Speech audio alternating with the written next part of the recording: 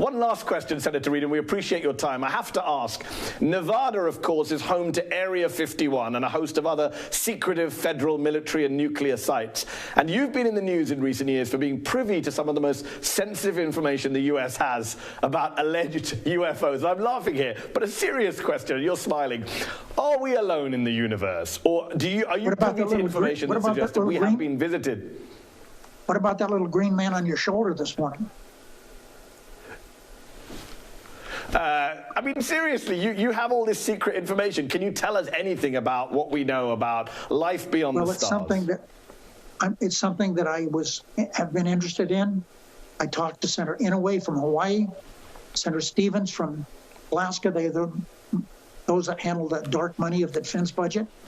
And I said, with all these instances of unidentified flying objects, why don't we take a look at this? And they agreed. In fact, Senator Stevens said, I was in World War II. He was a fighter pilot. He's up in the airplane, sees something off his wing, tried to go sideways, up, down. He couldn't get rid of it, got low on fuel. He went back down and asked air traffic what that was. They said, we didn't see anything. So he said, yes, whatever you need money-wise, let's do it. And we did that. We did his so-called ATIP program. We spent $22 million of taxpayers' money, and we learned a lot.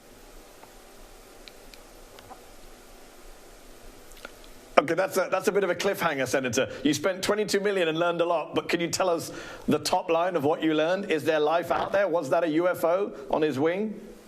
We've learned that there are lots of occurrences of unidentified flying phenomenon. We don't know what they are, but now the militaries come around. They no longer tell the pilots to ignore them. They want their pilots to report them. We have better photography equipment on airplanes, and we're getting much better pictures of where we got the so-called tic-tac off the coast of Virginia.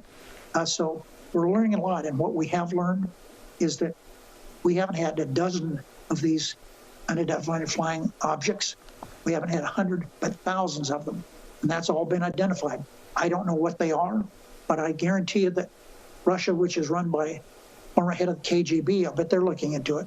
I know China's looking into it. We know that France is looking into it. And we should continue scientifically try to figure out what this is all about.